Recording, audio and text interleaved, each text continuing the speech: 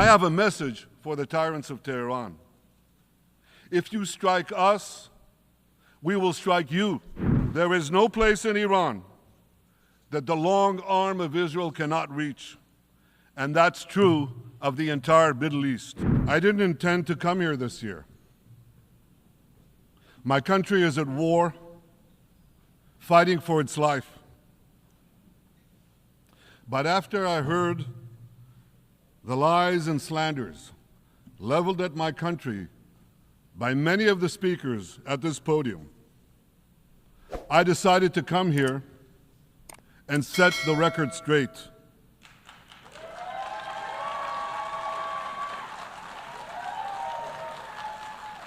I decided to come here to speak for my people, to speak for my country, to speak for the truth.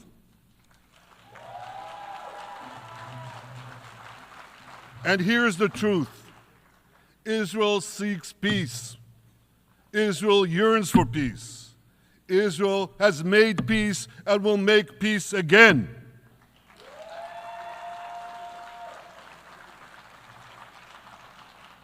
Yet we face savage enemies who seek our annihilation, and we must defend ourselves against these savage murderers.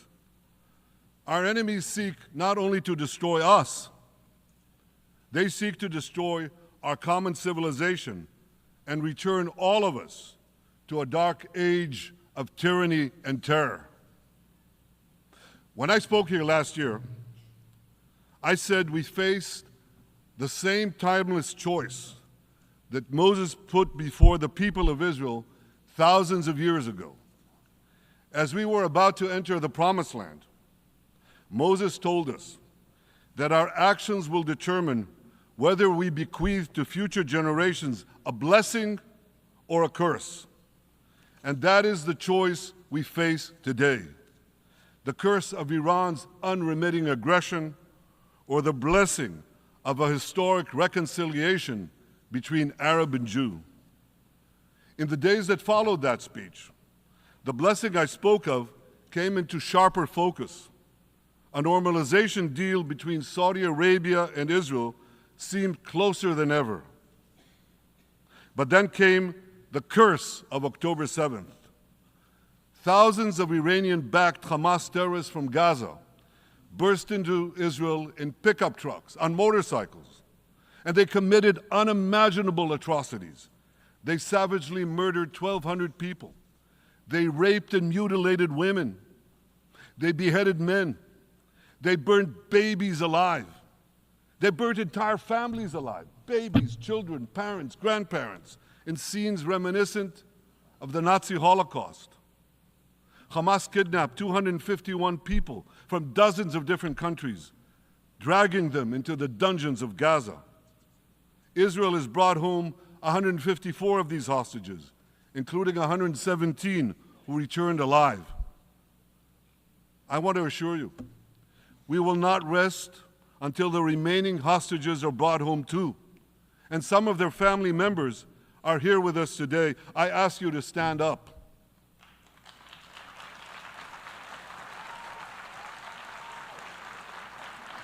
With us is Eli Stevie, whose son Idan was abducted from the Nova Music Festival. That was his crime, a music festival.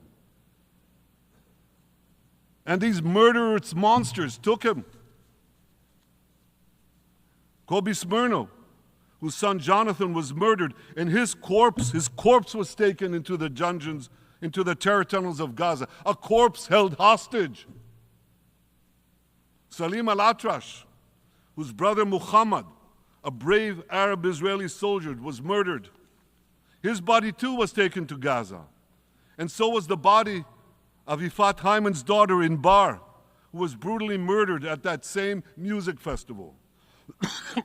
With us is Sharon Sharabi, whose brother Yossi was murdered, and who prays for his older brother Eli, who is still held hostage in Gaza. And with us too is Izhar Lifshitz from Kibbutz Nir Oz, a kibbutz that was wiped out by the terrorists. Thankfully, we achieved the release of his mother Yocheved, but his father Oded is still languishing in an underground terrorist hell of Hamas. I again promise you, we will return your loved ones home. We will not spare that effort until this holy mission is accomplished.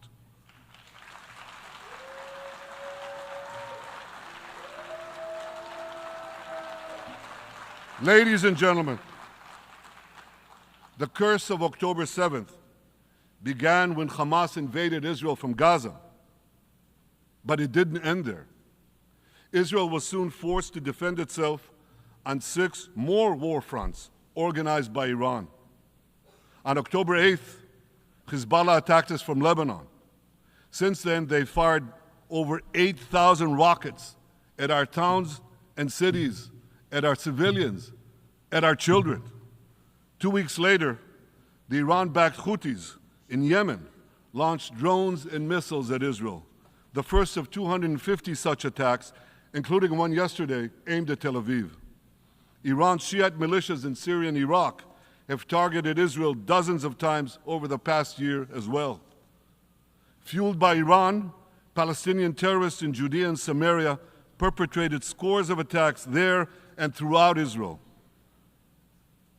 And last April, for the first time ever, Iran directly attacked Israel from its own territory, firing 300 drones, cruise missiles, and ballistic missiles at us.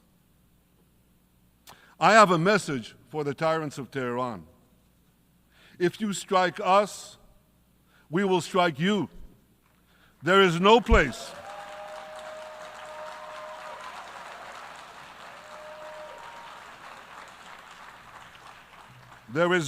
in Iran that the long arm of Israel cannot reach. And that's true of the entire Middle East. Far from being lambs led to the slaughter, Israel's soldiers have fought back with incredible courage and with heroic sacrifice. And I have another message for this assembly and for the world outside this hall. We are winning.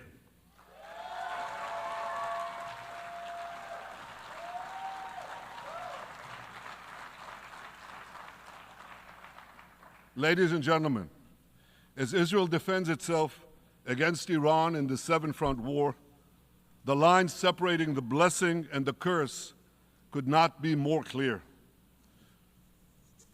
This is the map I presented here last year. It's a map of a blessing. It shows Israel and its Arab partners forming a land bridge connecting Asia and Europe between the Indian Ocean and the Mediterranean Sea. Across this bridge, we will lay rail lines, energy pipelines, fiber optic cables, and this will serve the betterment of 2 billion people. Now look at this second map. It's a map. Look at the second map. It's a map of a curse. It's a map of an arc of terror that Iran has created and imposed from the Indian Ocean to the Mediterranean. Iran's malignant arc has shut down international waterways. It cuts off trade. It destroys millions, destroys nations from within, and inflicts misery on millions. On the one hand, a bright blessing, a future of hope. On the other hand, a dark future of despair. And if you think this dark map is only a curse for Israel, if you think that, then you should think again. Because Iran's aggression, if it's not checked, will endanger every single country in the Middle East and many, many countries in the rest of the world. Because Iran seeks to impose its radicalism well beyond the Middle East. That's why it funds terror networks on 5 continents. That's why it builds ballistic missiles for nuclear warheads to threaten the entire world. For too long, the world has appeased Iran. It turns a blind eye to its internal repression. It turns a blind eye to its external aggression. Well, that appeasement must end. And that appeasement must end now.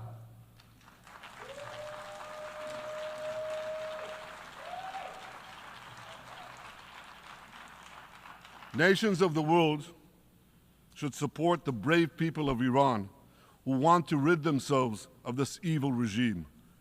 Responsible governments should not only support Israel in rolling back Iran's aggression, they should join Israel. They should join Israel in stopping Iran's nuclear weapons program. In this body, in the Security Council, we're going to have a deliberation in a few months. And I call on the Security Council to snap back UN Security Council sanctions against Iran, because we must all do everything in our power to ensure that Iran never gets nuclear weapons.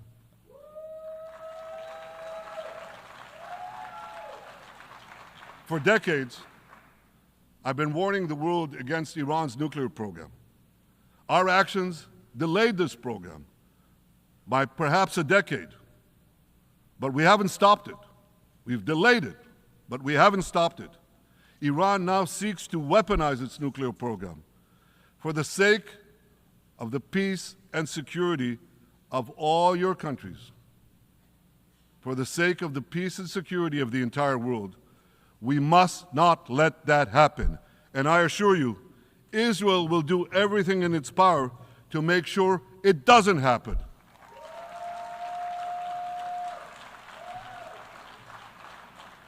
So, ladies and gentlemen, the question before us is simple. Which of these two maps that I showed you will shape our future? Will it be the blessings of peace and prosperity for Israel, our Arab partners, and the rest of the world? Or will it be the curse in which Iran and its proxies spread carnage and chaos everywhere? Israel has already made its choice. We've decided to advance the blessing. We're building a partnership for peace with our Arab neighbors while fighting the forces of terror that threaten that peace. For nearly a year, the brave men and women of the IDF have been systematically crushing Hamas's terror army that once ruled Gaza. On October 7th, the day of that invasion into Israel, that terror army numbered nearly 40,000 terrorists. It was armed with more than 15,000 rockets. It had 350 miles of terror tunnels, an underground network bigger than the New York subway system, which they used to wreak havoc above and below ground. A year later, the IDF has killed or captured more than half of these terrorists, destroyed over 90% of their rocket arsenal, and eliminated the key segments of their terror tunnel network. In major military operations,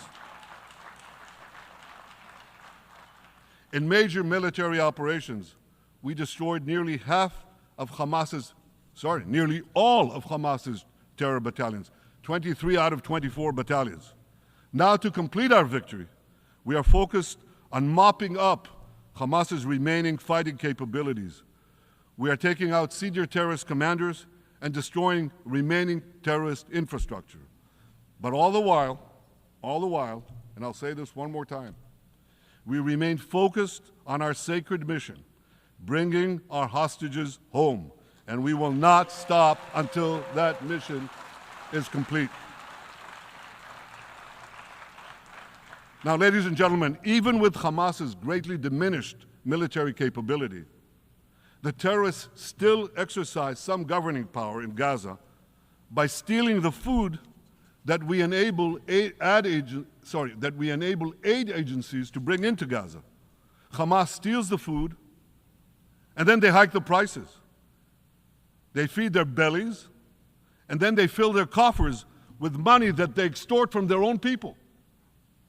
They sell the stolen food at exorbitant prices. And that's how they stay in power.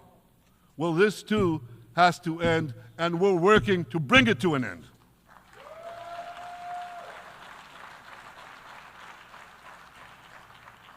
And the reason is simple. Because if Hamas stays in power, it will regroup, rearm, and attack Israel again and again and again, as it is vowed to do. So Hamas has got to go.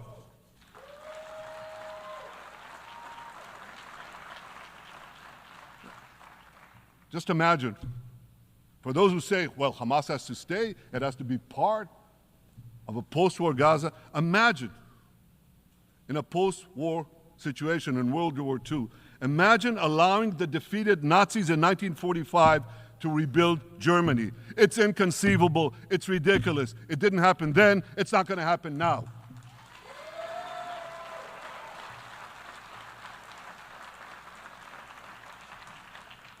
This is why Israel will reject any role for Hamas in a post-war Gaza. We don't seek to resettle Gaza. What we seek is a demilitarized and de-radicalized Gaza. Only then can we ensure that this round of fighting will be the last round of fighting. We are ready to work with regional and other partners to support a local civilian administration in Gaza committed to peaceful coexistence. As for the hostages, I have a message for the Hamas captors. Let them go. Let them go. All of them. Those alive today must be returned alive, and the remains of those whom you brutally killed must be returned to their families. Those families here with us today, and others in Israel, deserve to have a resting place for their loved ones, a place where they can grieve and remember them. This war, ladies and gentlemen, this war can come to an end now. All that has to happen is for Hamas to surrender, lay down its arms, and release all the hostages. But if they don't,